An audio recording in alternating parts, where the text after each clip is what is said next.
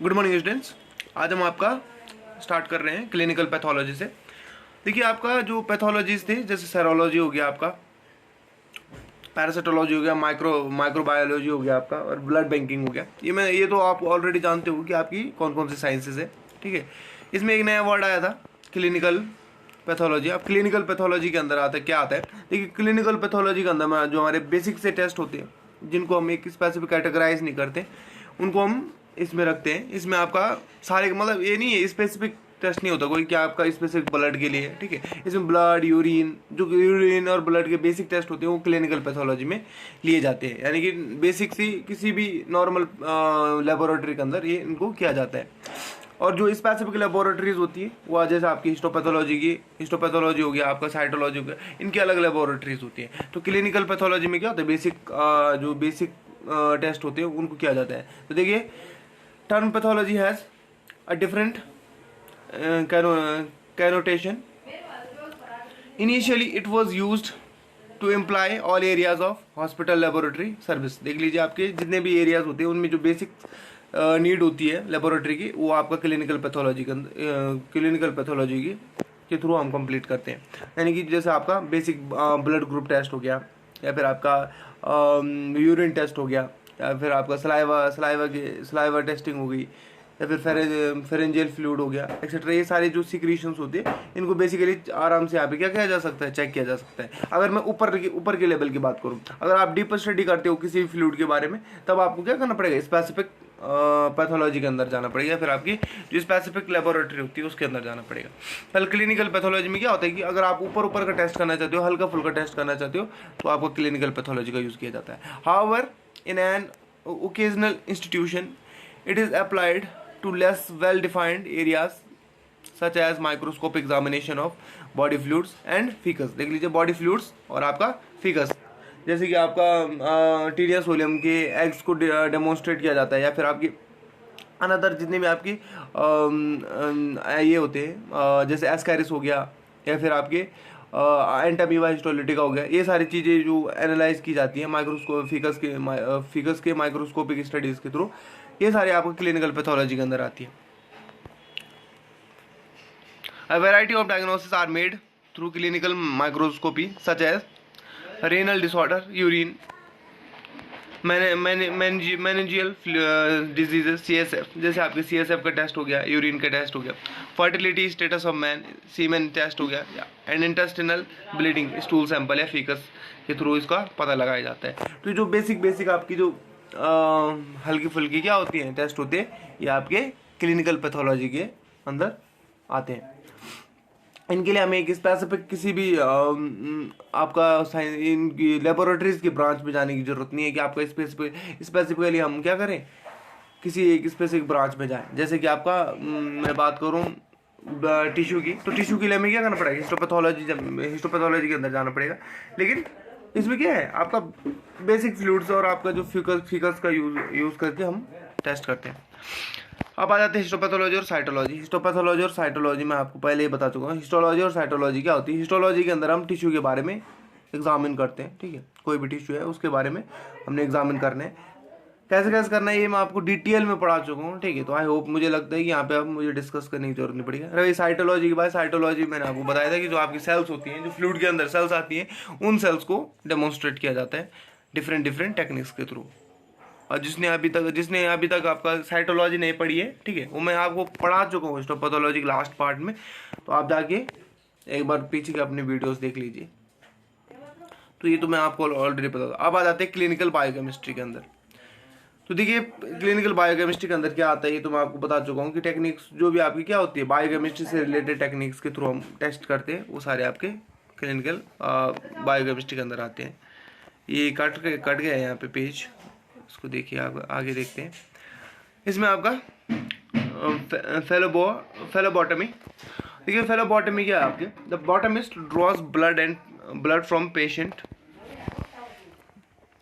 It is usually done by venipuncture. Blood specimens are treated differently for various tests by the time of its collection. For example, clotted blood is needed for chemistry, while whole hematological blood is required for hematological investigation. As the result are good as the specimen, the phlebotomist has a very responsible job. He must carefully identify the patient, draw blood according to the requirement of the test, and process it accordingly. Any mistake in the identification makes the specimen useless, and any delay in getting it to laboratory may yield wrong result. देखिए ये क्या करते हैं आपका, ये blood को आपका venipuncture का मतलब होता है वेन को पंक्चर करके क्या करते हैं, ब्लड को कलेक्ट करते हैं और उसको ट्रीट करते हैं नीड की बेसिस पे. ठीक है, अगर आपको क्या है एंटीबॉडी का डिटेक्शन करना है या फिर आपको डिफरेंट ब्लड से रिलेटेड आपको किसी भी टाइप का कोई भी इंफॉर्मेशन चाहिए, तो वो फेलोबॉटमिस्ट में फेलोबॉटमी में क्या होता है कि ब्लड को प्रिपेयर करते हैं, क्लॉट भी कर सकते हैं उसको. ठीक है, उसकी सेल्स को सेंट्रीफ्यूगेशन के थ्रू अलग अलग कर सकते हैं. उससे आपका जो ये होता है सेडिमेंटेशन होता है, यानी सेडिमेंटेशन यानी सेल्स हो गए आपकी white blood cells, red blood cells या फिर सीरम को अलग अलग जो किया जाता है, ये सारा आपका फेलोबॉटमी के अंदर आता है. उसके बाद हम उसके डिफरेंट पार्ट्स का यूज़ कर क्या कर सकते हैं, डिफरेंट लेबोरेटरीज के अंदर कर सकते हैं. जैसे कि आपको फेलोबॉटमिस्ट में अगर सीरम आप अलग कर रहे हो तो सीरम को यूज़ आप क्या कर सकते हो, सीबी माइक्रोबायोलॉजी में यूज़ कर सकते हैं एंटीबॉडी डिटेक्शन और आपका एंटीजन डिटेक्शन के लिए. तो ये फेलोबॉटमी के अंदर आता है कि ब्लड को किस तरह से आप डिफरेंट टाइप से ट्रीट करके प्रिपेयर कर सकते हो. अब आ जाते हैं basic needs of a clinical laboratory. क्या क्या आपकी बेसिक नीड्स होती हैं, ये तो आपको बेसिकली पता है कि हमें कौन कौन सी चीज़ें चाहिए होती हैं. देख लीजिए, फर्स्ट पॉइंट में आए गुड क्वालिटी ऑफ माइक्रोस्कोप. ठीक है, आपका गुड क्वालिटी माइक्रोस्कोप एक अच्छी क्वालिटी का चाहिए with oil immersion object along with the accessories, illumination cover etcetera, जो भी उसकी एसेसरीज होती हैं वो भी आपको होनी चाहिए आपके पास, और ऑयल इमर्शन भी होना चाहिए. उसके बाद कलरीमीटर एंड एसेसरीज,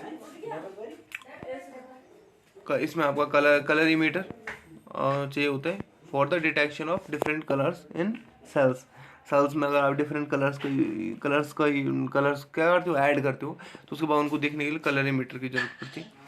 उसके बाद आपका बंसन बर्नर एंड बस्टेन गैस, ये क्या सॉरी बटेन गैस, बंसन बर्नर ये एक्सेट्रा, ये आपकी क्या होते हैं, जैसे आपकी स्लाइड क्या होती है, कभी कभी हमें गर्म करनी पड़ती है, जैसे कि हीमीन क्रिस्टल्स को बनाने के लिए, या फिर डिफरेंट आपके जो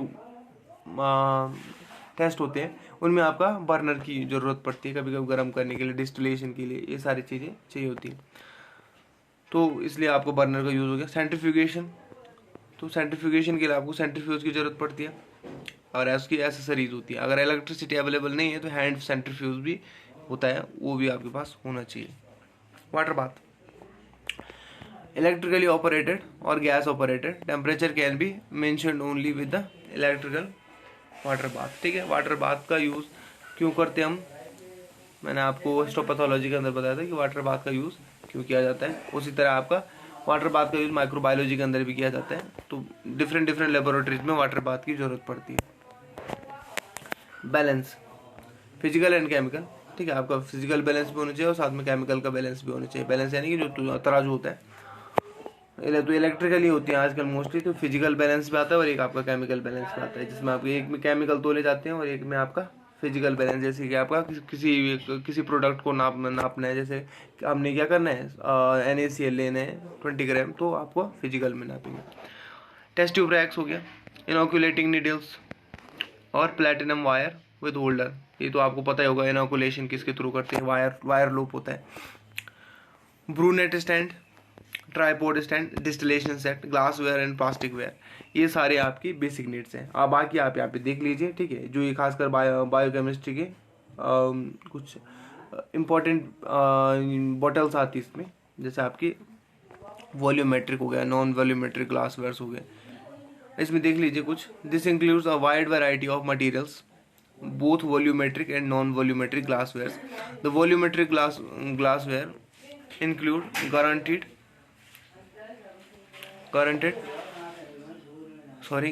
graduated cylinders, 500, 100 ml, 50 ml and 1 ml. Volumetric 20, 10 and 5 and 1 ml. Non-volumetric glassware includes a rimless test tube, 15 ml, 10 ml and 5 ml.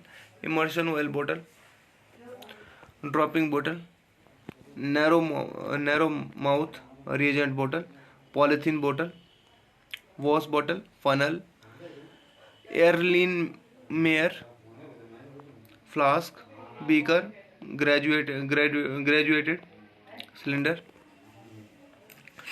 And petri dishes. अब देखिए इनको आप क्या कीजिएगा, नेट पे सर्च कीजिएगा और इसकी फोटोज आ जाएंगी आपके पास, ठीक है. और उसके बारे में अगर आप ज़्यादा डिटेल में जानना चाहते हो तो आपको वहाँ पे मिल जाएंगे. देखिए थोड़ा बहुत बता देता हूँ.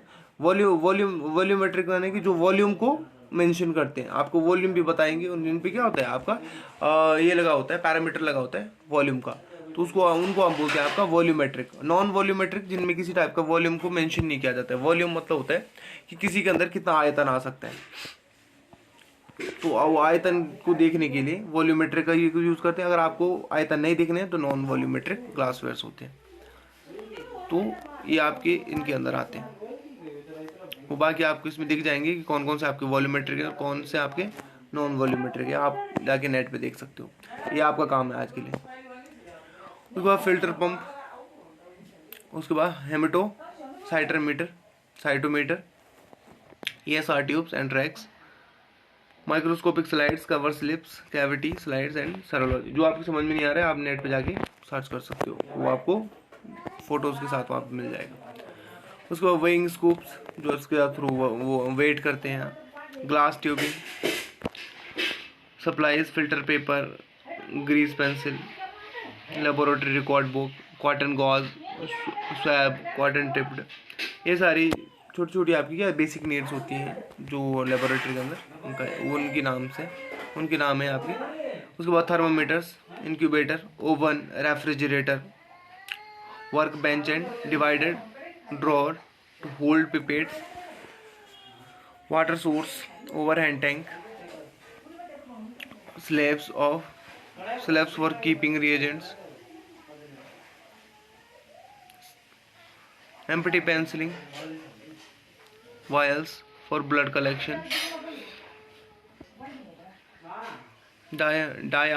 ionizer column, pressure cooker and sterilizer, stain and reagents, inoculating loops and needle and generator. देखिए इसमें बहुत सारी चीज़ें आपकी मिसिंग है, ठीक है, जो आपकी यहाँ पे इन्होंने मेंशन नहीं किया है. जैसे खासकर आपके इलेक्ट्रिकल इंस्ट्रूमेंट्स होते हैं, स्टरलाइजेशन के लिए यूज़ होते हैं, या फिर आपके डिफरेंट वर्क्स होते हैं वो आपका मेंशन नहीं कर रखे हैं, क्योंकि बहुत बड़ा होता है आपका जो बेसिक नीड्स होती हैं वो बहुत ज़्यादा होती हैं. लेकिन ये इन्होंने एक मोटा हिसाब दे रखा है कि आपको ये चीज़ आपको ज़रूरत पड़ेगी. इसके बाद बेसिक कंप्यूटर सॉफ्टवेयर्स, इनको आप पढ़ लीजिएगा, ठीक है. ये आपका क्या है, ये आपको जब आप मोस्टली ट्रेनिंग में जाओगे तो आपको पता चलेगी कि इनका यूज़ क्या है, ठीक है. यहाँ पे मैं बस आपको बेसिकली थ्योरेटिकली बता सकता हूँ, ठीक है. थ्योरेटिकली क्या बताना है आपको, डायरेक्टली मैं बता रहा हूँ. इसमें आपका जो भी मैनेजमेंट होता है लैब का, जैसे कि आपका LIMS, lab information management source, ठीक है. इसके अंदर आपकी लैब के अंदर जितने भी आपके मैनेजमेंट है उसके बारे में आपको इस सॉफ्टवेयर के अंदर मिल जाएगा. उसके बाद MLS, मेडिकल लेबोरेटरी सॉफ्टवेयर. इसमें आपका मेडिकल के बारे में डिफरेंट पोर्शंस में आपको जानकारी मिलेंगी. इसमें जैसे bar code, printer for medical equipment software, lab test, एसएयर सॉफ्टवेयर, या फिर आपके डिफरेंट आपकी जो इन्फॉर्मेशन होती है मेडिकल लेबोरेटरी के बारे में वो सारी चीज़ें आपको इसमें मिलेंगी. उसको आपका पैथोलॉजी लेबोरेटरी रिपोर्टिंग सॉफ्टवेयर, जिसके थ्रू आप रिपोर्ट प्रिपेयर करोगे. Labman software, very popular software. It tells about automation, clinical laboratory automation. This software helps the handling various type of test and analysing in microbiology and cytology. ये भी आपका ये सारे helping software होते हैं जो आपकी टेस्ट को एक्यूरेट बनाते हैं और आपका टेस्ट की इंटरप्रिटेशन होती है उसमें हेल्प करते हैं. Blood test interpreter software, it is professional software use to explain the medical test result. या आपके टेस्ट के जो रिजल्ट है उनको बताने में हेल्प करते हैं. तो ये सारे कुछ आपके सॉफ्टवेयर्स हैं जिनके बारे में आपको पढ़ना है, ठीक है. इनको आप नाम याद रख लीजिएगा सभी का और इनके वर्क्स, ठीक है. ये मैं आपको ज़्यादा डिटेल में नहीं जाऊँगा इसमें.